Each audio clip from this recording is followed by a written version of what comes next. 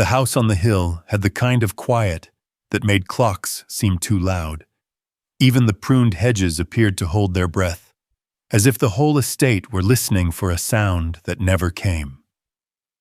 When Miriam Ellis walked up the service steps that Monday, her new badge swinging gently at her chest, she could feel the hush settle over her like a thin sheet of winter. A woman in a charcoal skirt suit met her at the back door with a clipboard and a smile that never reached her eyes. "You'll take the upstairs rooms and the back staircase," the woman said. "You will keep to schedule. You will keep to yourself. And you will not touch the child Miriam, who had spent 3 decades learning when to nod and when to speak, nodded once. "Yes, ma'am." The child had a name, of course, though the house manager did not use it. She turned and strode down the corridor, heels ticking like a metronome.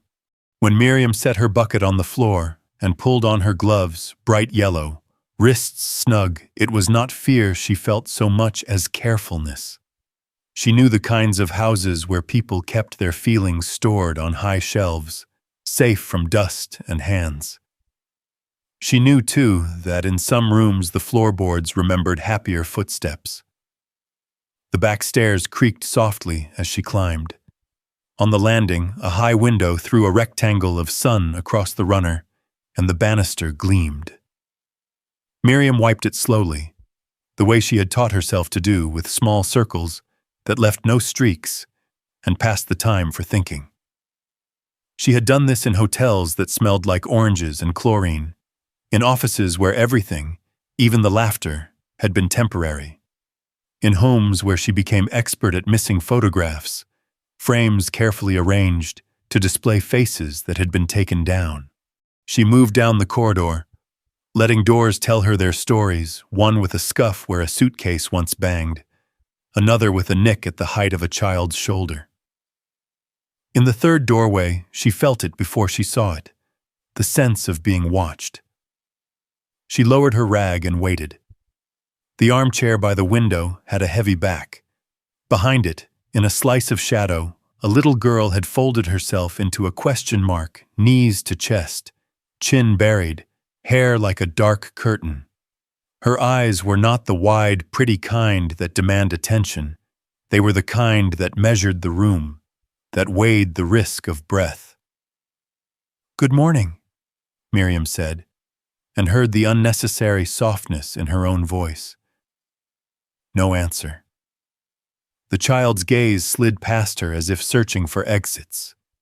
Miriam felt around in the pocket of her apron. She had learned to keep small peace offerings, the practical sort. Today it was a wrapped ginger cookie, the old-fashioned kind that kept its scent all day. She set it carefully on the windowsill, not too close. "My name is Miriam," she said. "I'll be up here on Mondays and Thursdays. I leave that there in case your morning wants it." She did not stay. People make their first mistakes in houses like this by lingering. Miriam gathered her things and moved on, letting the rag show her the next patch of dust, letting the window give back the light.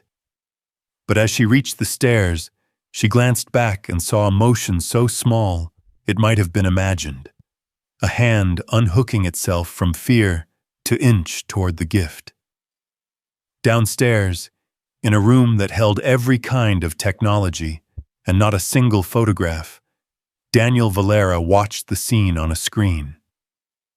He stood in shirt sleeves with a glass of water untouched on the desk and the blinds half closed, as if he had only remembered daylight when the video flickered. A line between his eyebrows deepened. He had installed cameras after the funeral and never took them down. He did not watch them all day, but when he did, it was with a kind of hunger that shamed him, looking for proof, perhaps, that his house was still alive, that the walls did not collapse when he turned his back. He replayed the footage where the woman set the cookie down. He hit pause when the child moved. He let the pause hold. Then he shut the laptop harder than he meant to, as if it had spoken out of turn. The house manager, Ms. Whitcomb, returned with the clipboard. The new hire seems friendly. Is she competent?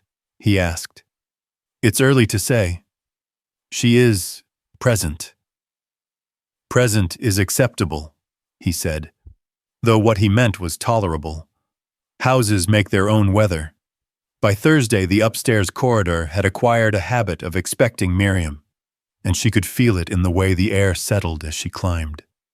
She carried the same bucket and the same kindnesses, a rag, a bottle of diluted vinegar, and the patience that had allowed her to get through long years without becoming brittle. At the top of the stairs, she did not go to the chair.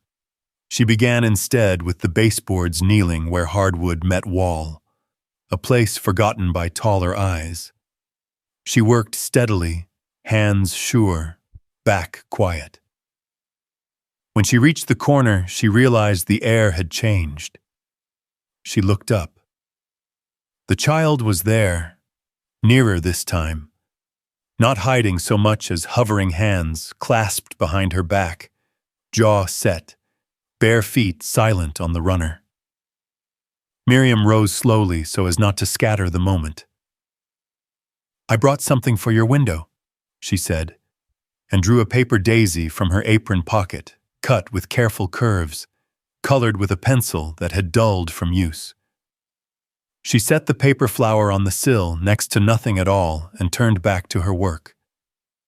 After a minute, the child stepped forward and placed the ginger cookie wrapper, now empty, beside the daisy as if completing an arrangement. Thank you, Miriam said without looking up, and then, because names are bridges, added, What should I call you? The child's throat moved, but the sound did not travel. Miriam nodded as if she had received a sentence. All right, she said. It will come when it wants to. By afternoon, Miriam had moved to the guest room. She lifted pillows to smooth the cases and found a folded paper tucked beneath one lines drawn with a heavy hand, the proportions uncertain in a way that made them honest. Two stick figures stood under a round sun. One had a bun on her head and the square suggestion of gloves. The other had a dress that hung like a bell. Between them, a line like a string tied to both wrists. Miriam touched the paper with a thumb she kept carefully clean. That is exactly how it feels, she said to the empty room, which did not argue. In his office, Daniel watched the hallway feed again and wondered what, precisely, he wanted. To protect his daughter from strangers? To protect himself from the humiliation of the house knowing something before he did? He poured the water from the untouched glass into the ficus he never remembered to water, and told himself that oversight, these days, was mercy. There are many ways of speaking. On Miriam's second week, she heard tiny footsteps in the guest bath behind her, and did not turn. She polished the mirror until it gave back a face that still looked younger than the years it had carried. Her own child had taught her not to break the first words by catching them in a net of attention. She remembered the slow classroom where patience was the only textbook that ever helped, and the way her daughter had pressed a shell to her ear before saying her first sentence, I can hear the ocean in a dry room. A folded note appeared under the bathroom door while Miriam worked.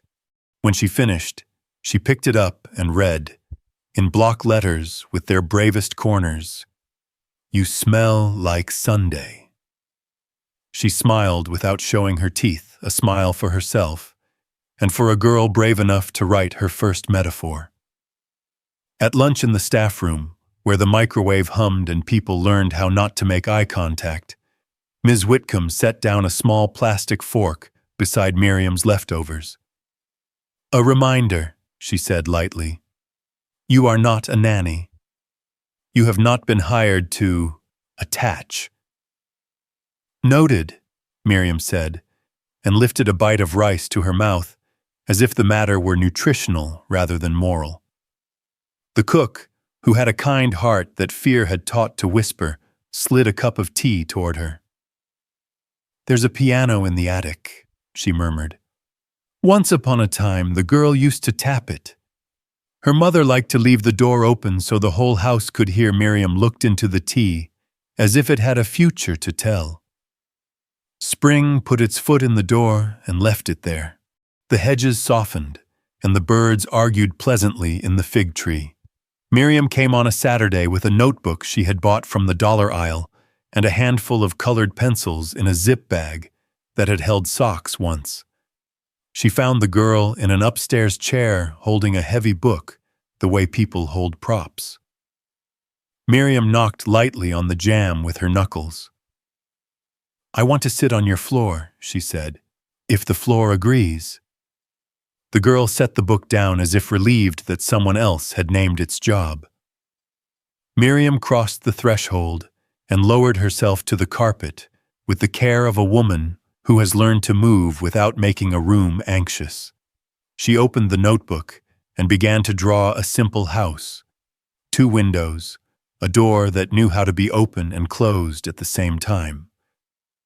The girl knelt and watched as though she were guarding a fire. When the outline was finished, Miriam wrote a word under the little figure with the bun M. Then she pointed to herself and said the name aloud, as if she were telling the paper, too, how to pronounce it.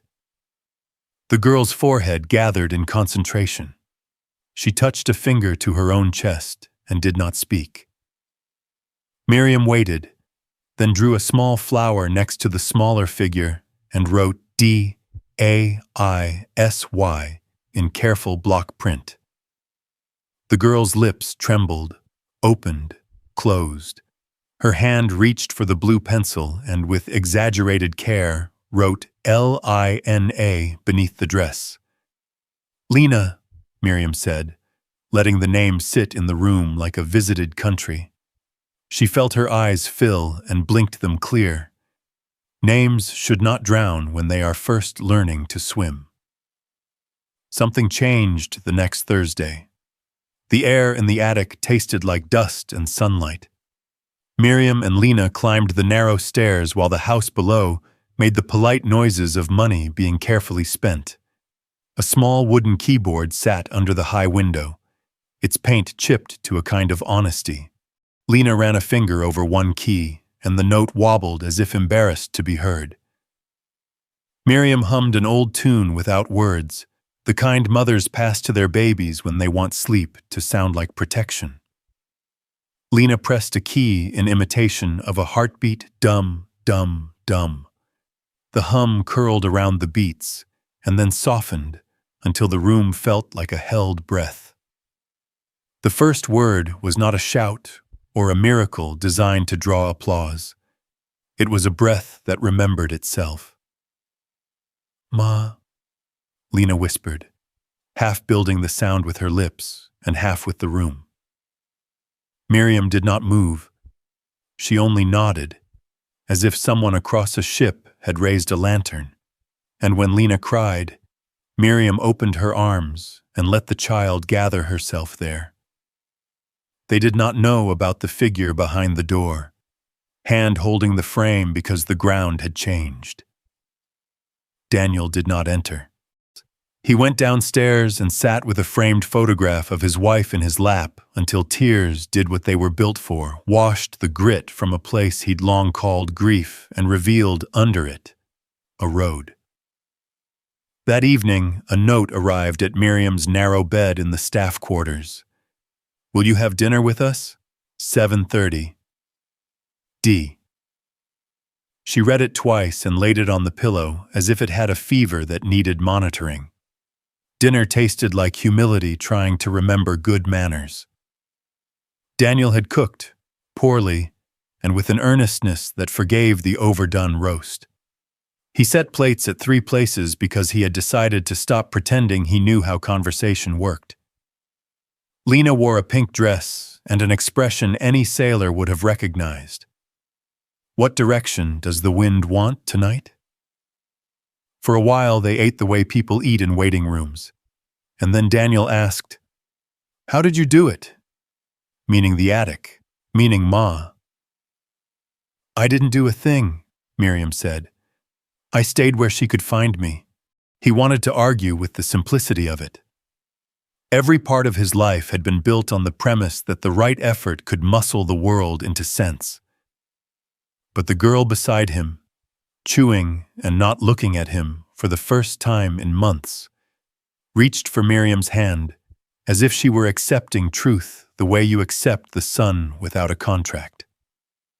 After the plates were cleared, Lena brought the notebook and turned to a page where 3 figures held hands under a wonky sun.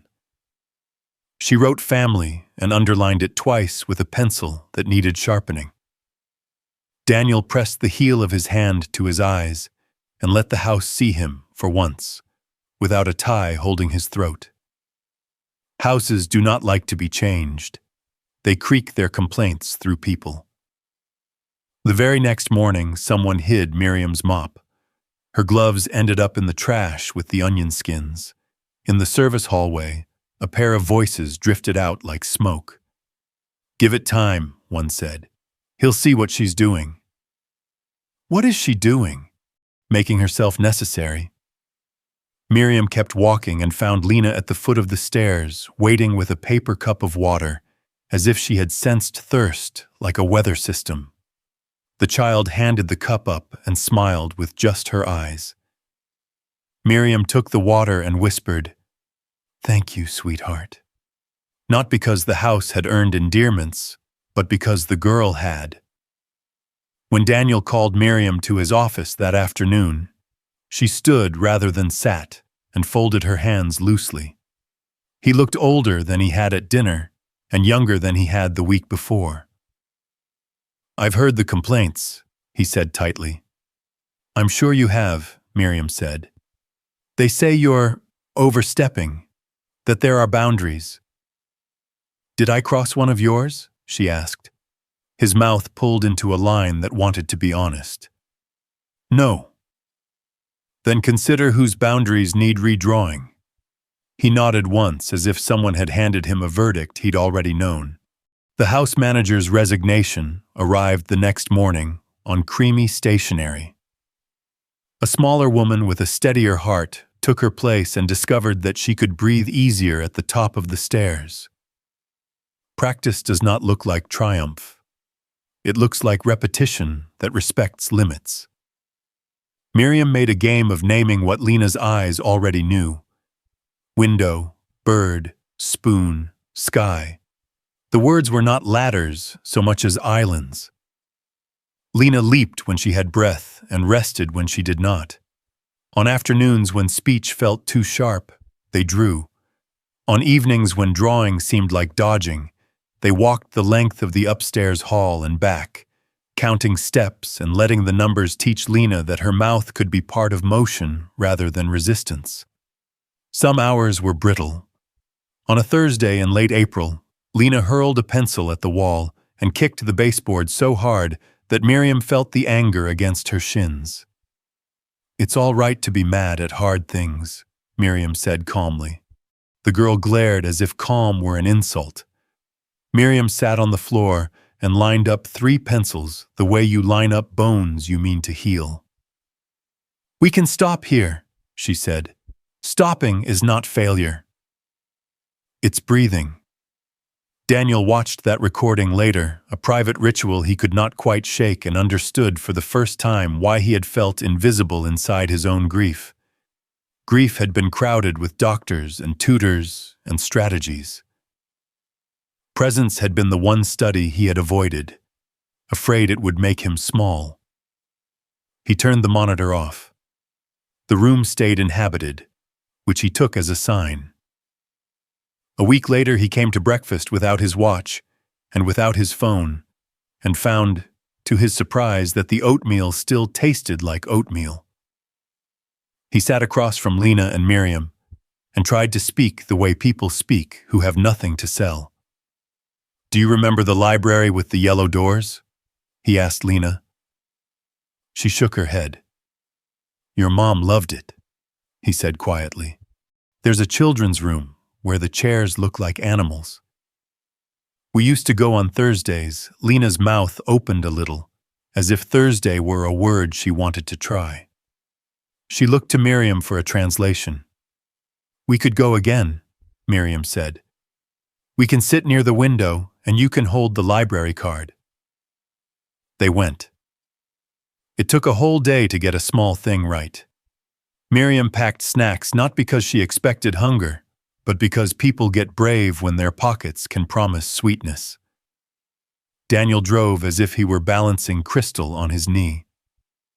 Lena held Miriam's hand down the front steps and Daniel's in the parking lot, switching as if equalizing a scale. The children's room was full of the soft chaos of toddlers and the patient competence of librarians who had seen most things twice. Lena stood very still. "Let's find the books with pictures of oceans," Miriam said, "or trees." Or windows. They made 3 piles on a table shaped like a cloud. Daniel read in a quiet voice that did not rush. Lena traced the edges of pictures and, every so often, copied a sound as if she were filing it for later. They pasted a bright animal sticker on a new card. On the drive home, Lena fell asleep with one hand still cupped, as if holding a word she didn't want to drop. That night, Daniel stood at the window of his study and watched the branches of the fig tree rewrite the air, and before he could stop himself, said out loud, "Thank you." Not to God exactly, and not exactly to the house, but to the strange geometry that had put Miriam Ellis in his kitchen among the lemons, and Lena in the doorway with her hair clip, and himself in a life that had not been promised second chances. The calendar flexed and made a month. Miriam's knee swelled on a humid day, and she stayed home with ice and a borrowed novel. On the second afternoon, a note appeared for her at the back door. "When you are gone, the house is too quiet." It was in Lena's now familiar capitals, each letter standing like a brave person at attention. Miriam pressed the paper against her heart for a single private second, and then slipped it into the pocket of her Bible where she kept love the way other people kept pressed leaves. When she returned, Daniel met her by the garden, with the careful awe of a man learning to give without turning the gift into debt. "I've been thinking," he said. "I don't want to make things heavier by changing your title, but would you consider being here more officially for Lena? As the person she reaches for, not the person who happens to be in the hallway." "I am a housekeeper," Miriam said, and smiled gently at his confusion. "That is honest work." "I don't layer shame on honesty, but I will be here in any way that serves Lena without stealing her brave from her." He nodded, chastened and grateful at once. "Teach me how to walk beside her," he said, "instead of behind or ahead." "Walking beside is slower than you want," Miriam said. "That's the hard part. The easy part is you get to see the world the way she sees it." They began a routine that did not look like one from the outside because it did not need charts. Mornings had practice around windows, this pane, that tree, a car passing, a neighbor's dog. Afternoons included a rest on the attic steps where Lena listened to the old toy keyboard sing one steadfast note between 2 imperfect ones, and, sometimes, added a second beat. Evenings, when grief sneaked up and sat heavy, Miriam made tea that smelled like bedtime and taught Lena how to hold the cup, so steam warmed the face without burning the lips. The staff adjusted under Daniel's example. People who had learned to survive by being invisible began to nod in hallways. The cook asked Lena to taste the soup. The gardener pointed out the first fig and pretended surprise when Lena whispered the word under her breath, as if telling it a secret. Even the new house manager, a practical woman with a tidy soul, wrote a tiny curriculum for the upstairs closet. Extra colored pencils, notebooks, a basket of dollar store treasures labeled Quiet Adventures. Daniel stopped watching the cameras. The feeds still ran. He was not sufficiently saintly to remove them, but the laptop remained closed. He noticed instead the sound the house made when people were not afraid of walking across rooms. It was not loud. It was a kind of musical step-taking, and sometimes, at night, it sounded like his wife's laughter when she remembered a joke later than anyone else. On a Thursday, wound tight with storms, Daniel left before dawn.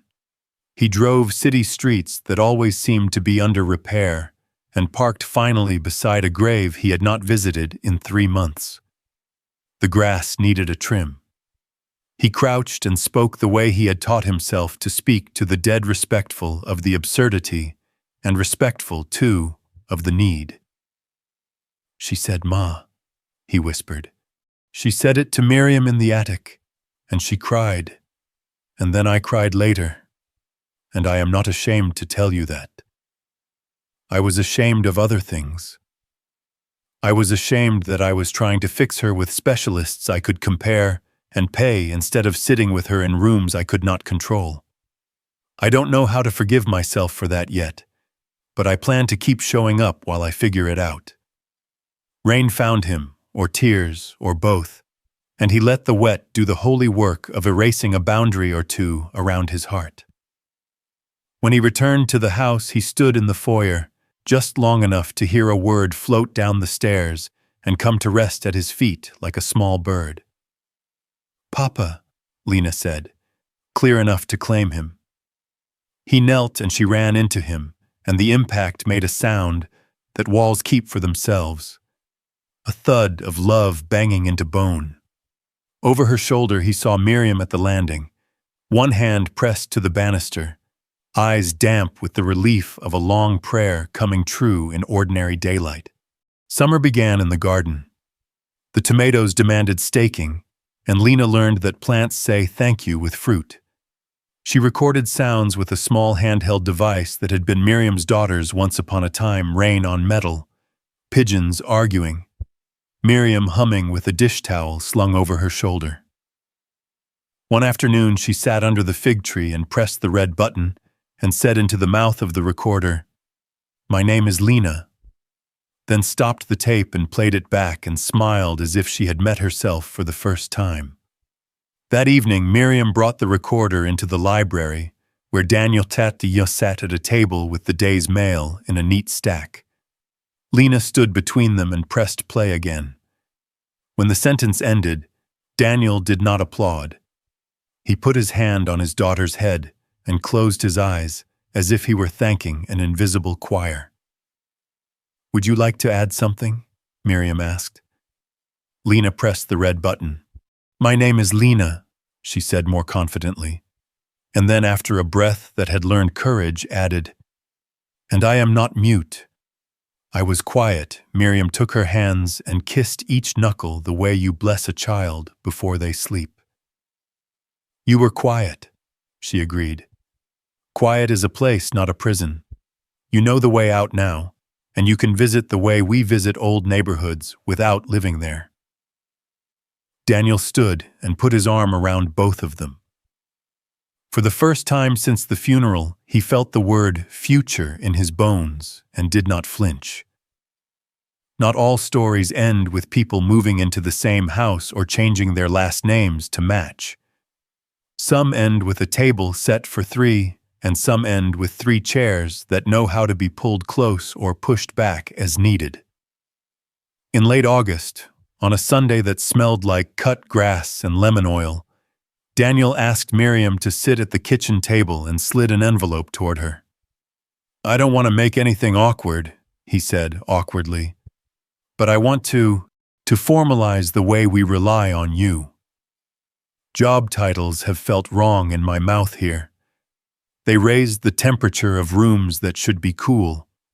But I would be grateful if you would let me say out loud, to this house and everyone in it, that you are Lena's person. That you, if you want the word, are her caregiver.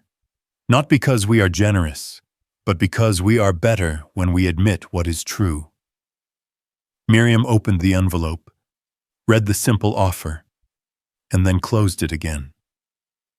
"I will remain who I am," she said softly. A woman who scrubs baseboards and believes dignity lives there too. A woman who will show up for one child in one house because love is practical long before it is poetic. If you need a word for that, you can choose one Lena, who had been practicing eavesdropping with all the subtlety of a bird, leaned around the doorway. "Family?" she said, and Miriam laughed because the girl had found the only word that did not ruin the room. They celebrated that night with grilled cheese that browned unevenly and watermelon cut into whatever shapes children invent. Lena painted each of Miriam's fingernails a different color, and Daniel surrendered his thumb to blue because blue had become the color of being willing to look foolish for love.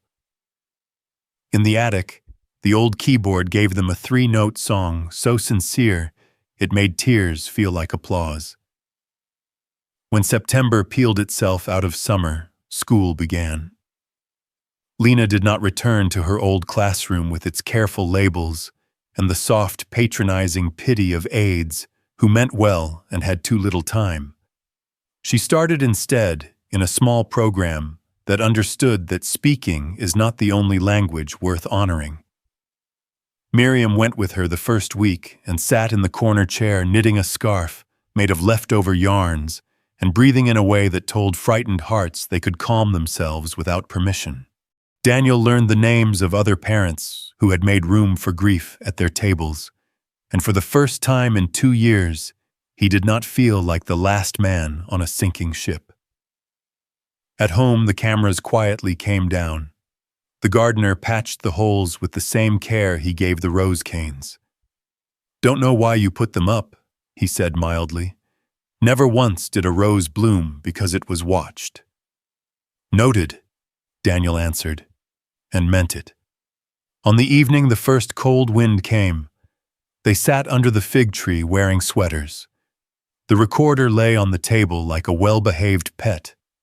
The house had left its windows cracked, and if anyone had walked up the long drive, they would have heard something that didn't belong to a rich man's home so much as to a family's life, the gentle, unspectacular sound of people talking in ordinary voices about what the soup should be tomorrow and whether birds remember each other in winter. Lena picked up the recorder and pressed the button. "My name is Lena," she said, and then looked up at the 2 faces that had learned how to look at her without wanting her to be the first draft of anyone else's dream. "I have a voice," she said, and then, because courage multiplies when shared, handed the device to Miriam. "My name is Miriam," she said. "I show up." She gave it to Daniel. "My name is Daniel," he said, and laughed a little at how foreign the name sounded when performed. "I'm learning." They let the recorder run for a while, capturing the important noises forks setting down. A page turned, the soft squeak of the back door and the softer squeak of forgiveness. When they played the tape back later that night, the house did not sound changed. It sounded exactly like itself, minus the echo of emptiness, which is how healing announces that it is here to stay. On a shelf in the upstairs hallway, the notebook lived. Visitors did not see it because the house had learned to love without showing off. Inside were drawings that tracked a season. The first daisy, a piano, a cloud table at a library, a fig fat with sweetness. 3 stick figures that had learned how to hold hands without holding on too tight. Between the pictures were words Lena had collected and learned to trust: window, spoon, storm, quiet, brave, Sunday, family.